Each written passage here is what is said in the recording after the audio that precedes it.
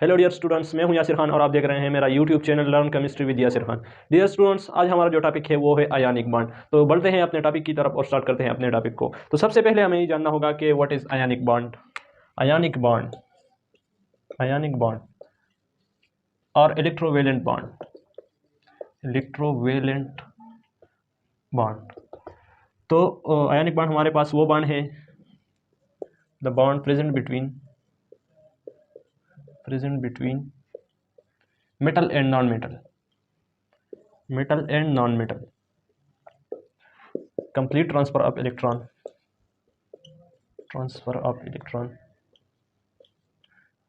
take place। तो आयनिक bond हमारे पास वो बांड है जो किसी मेटल और नॉन मेटल के दरमियान मौजूद होता है। ये वो बांड है जो एक मेटल और नॉन मेटल को एक दूसरे के साथ बाइंड रखता है। लेट सपोज हमारे पास NaCl है, Na+Cl-। तो आयनिक बांड जो हमारे पास है उसे हम इस डैश से रिप्रेजेंट नहीं करते, इस डैश से हम इसको रिप्रेजेंट नहीं करते, क्योंकि ये हमारे पास एक फोर्स है और अट्रैक्शन फोर्स है दो आयंस के दरमियान, पॉजिटिव और निगेटिव आयंस के दरमियान एक अट्रैक्शन फोर्स है। तो ऐसे हम दूसरे बॉन्ड की तरह, केमिकल कोवेलेंट बॉन्ड की तरह हम इसे डैश से रिप्रेजेंट नहीं कर सकते। अच्छा, इसमें क्या होता है, complete transfer of electron take place. एक एटम से दूसरे एटम को कंप्लीट ट्रांसफर ऑफ इलेक्ट्रॉन होता है आयनिक बॉन्ड में। तो एग्जांपल से इसको देखते हैं कि किस तरह कंप्लीट ट्रांसफर ऑफ इलेक्ट्रॉन होता है। तो NaCl किस तरह फॉर्म होगा, सबसे पहले सोडियम से इलेक्ट्रॉन निकालेंगे हम, Na+ कैटायन फॉर्मेशन करेंगे, क्लोरीन प्लस इलेक्ट्रॉन Cl-, इसी तरह क्लोरीन का फॉर्मेशन करेंगे। अब ये दोनों कैटायन और एनायन एक दूसरे को अट्रैक्ट करेंगे, एक दूसरे के साथ बाइंड होंगे through electrostatic force of attraction.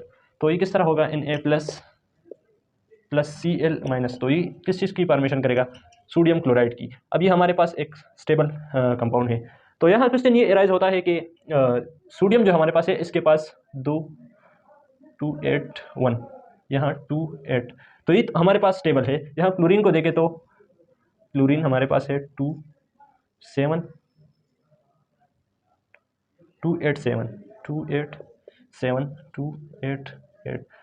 तो अब क्वेश्चन ये राइज होता है कि Na+ और Cl- जो है इनका तो ऑक्टेट रूल कंप्लीट है, तो ये स्टेबल है।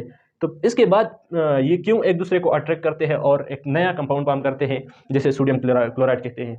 तो इस क्वेश्चन का आंसर ये है कि हमारे पास ये सॉलिड स्टेट में नहीं है, हमारे पास गैसियस स्टेट में है। और गैसियस स्टेट में जो भी एटम हो वो क्या होता है, वो अनस्टेबल होता है। ये अभी भी स्टेबल है लेकिन कंप्लीटली स्टेबल नहीं। तो कंप्लीटली स्टेबल होने के लिए ये दोनों एक दूसरे के साथ बॉन्ड फॉर्म करते हैं। ये भी गैसियस स्टेट में है, ये भी गैसियस स्टेट में है, और ये हमारे पास एक स्टेबल कंपाउंड फॉर्म करते हैं जो कि सॉलिड स्टेट में है। तो ये था इसका रीज़न कि ये क्यों बॉन्ड फॉर्म करता है। ये हमारे पास NaCl का एग्जाम्पल था। अब हम आयनिक कंपाउंड के लिए लीविस डॉट स्ट्रक्चर ड्रा करेंगे। तो चलते हैं लीविस डॉट स्ट्रक्चर की तरफ कि किस तरह हम आयनिक कंपाउंड के लिए लीविस डॉट स्ट्रक्चर बनाएंगे।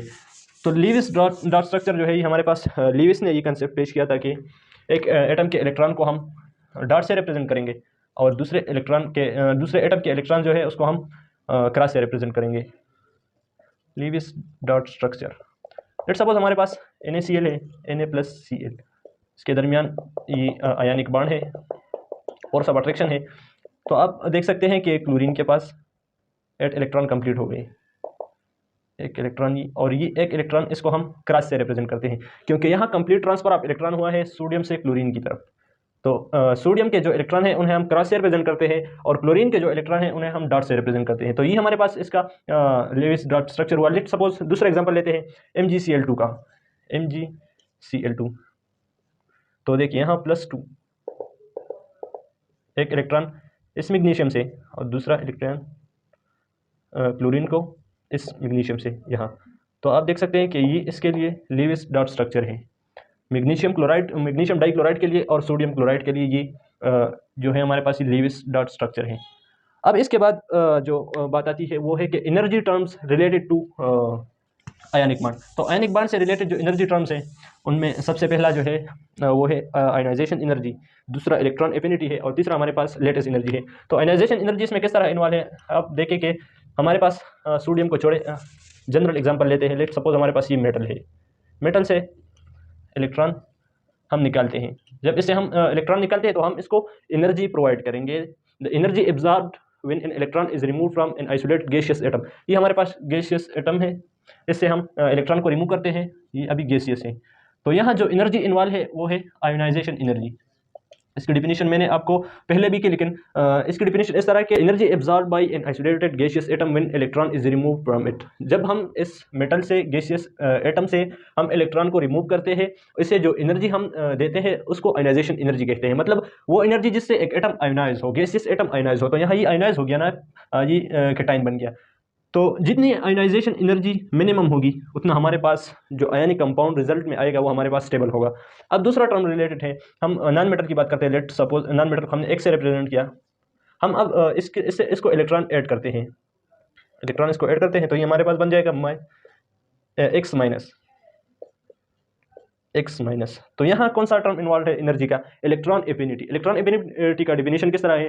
The energy release by an atom when electron is added to it. जब हम इस एटम को, नॉन मेटल को हम इलेक्ट्रॉन ऐड करते हैं, इस दौरान इससे एनर्जी रिलीज होती है। उस एनर्जी को हम क्या कहते हैं? Electron affinity. तो जितने हमारे पास इलेक्ट्रॉन एफिनिटी की वैल्यू मैक्सिमम होगी, ज़्यादा होगी, उतना हमारे पास जो आयनिक कंपाउंड रिजल्ट में आएगा वो हमारे पास स्टेबल होगा। अब तीसरा टर्म जो है वो कौन सा है? वो हमारे पास है लेटेस्ट एनर्जी। अब ये दोनों आयंस कंबाइन होंगे, m प्लस एक्स माइनस, ये हमारे पास कंबाइन होंगे और एक स्टेबल कंपाउंड हमें देगा, सॉलिड स्टेट में स्टेबल कंपाउंड। ये हमारे पास गैसियस स्टेट में है ये हमारा। तो इस दौरान जो एनर्जी रिलीज होती है उसे हम क्या, कौन सी एनर्जी कहते हैं? उसे हम लेटेस्ट एनर्जी कहते हैं। इस दौरान जो एनर्जी रिलीज होती है उसे हम लेटेस्ट एनर्जी कहते हैं। जितनी जो लेटेस्ट एनर्जी है उसकी वैल्यू ज़्यादा होगी उतना हमारे पास ये आयनिक कंपाउंड स्टेबल होगा।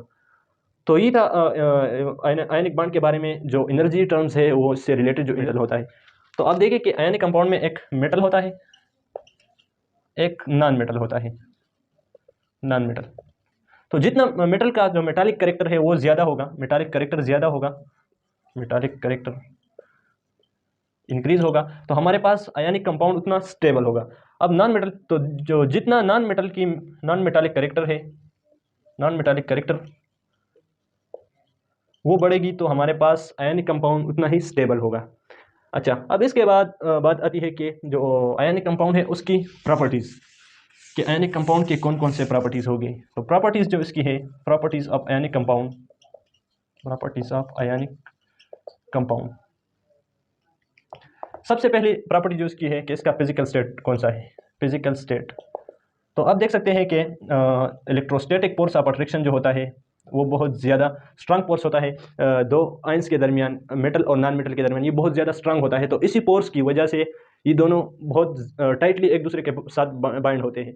तो इसी तरह ये इससे हमें ये पता चलता है कि आयनिक कंपाउंड जो हमारे पास है वो सॉलिड स्टेट में है। आयनिक कंपाउंड्स जो हमारे पास है उसका फिजिकल स्टेट हमारे पास क्या होगा? सॉलिड होगा। अच्छा, इसकी एक रीज़न और भी है कि आयनिक कंपाउंड, लेट सपोज हम NaCl को लेते हैं, Na+Cl-, तो इनके दरमियान जो डिस्टेंस है वो बहुत ज़्यादा कम होती है, क्योंकि फोर्स ऑफ अट्रैक्शन इतनी ज़्यादा होती है कि इन दोनों को एक दूसरे के बहुत ज़्यादा करीब लाता है। तो इसी वजह से जो R की वैल्यू होती है वो बहुत ज़्यादा कम होती है। जब R की वैल्यू कम होती है तो जो हमारे पास इक्वेशन है K(Q1 Q2) divide by R²। तो अब यहाँ देखिए एफ R से इनवर्स रिलेशन में है, जब R की वैल्यू कम होगी तो फोर्स जो होगा वो हमारे पास वो ज़्यादा होगा। तो इसी फोर्स की वजह से इसका जो फिजिकल स्टेट है वो हमारे पास सॉलिड है। अब दूसरा जो प्रॉपर्टी है इसकी, दूसरी जो प्रॉपर्टी है इसकी वो है कंडक्टिविटी, कंडक्टिविटी। तो आयनिक कंपाउंड हमारे पास बैड कंडक्टर्स हैं, bad conductors of electricity. Bad conductor क्यों है? उसकी वजह ये है कि ये दोनों आयंस जो होते हैं ये एक दूसरे से बहुत टाइटली बाइंड होते हैं, तो इसीलिए कोई भी आयन फ्री नहीं होता कि वो इलेक्ट्रिसिटी को कंडक्ट करे। तो पहली वजह तो यही हो गई। अब ये मोल्टन स्टेट में और एक्वियस स्टेट में हमारे पास, molten state plus aqueous state में हमारे पास ये कंडक्टर होते हैं। तो मोल्टन स्टेट में कंडक्टर क्यों होते हैं? उसकी रीज़न ये है कि जब हम इसको बहुत ज़्यादा हीट देते हैं तो ये जो इलेक्ट्रोस्टैटिक फोर्स ऑफ अट्रैक्शन है आयंस के दरमियान वो डिक्रीज हो जाती है और आयंस फ्री हो जाती है। तो वो क्या करते हैं? वो इलेक्ट्रिसिटी को कंडक्ट करने में हेल्प करते हैं। अच्छा, अब एक्वियस सोल्यूशन की बात करते हैं कि एक्वियस सोल्यूशन में ये क्यों कंडक्टर है।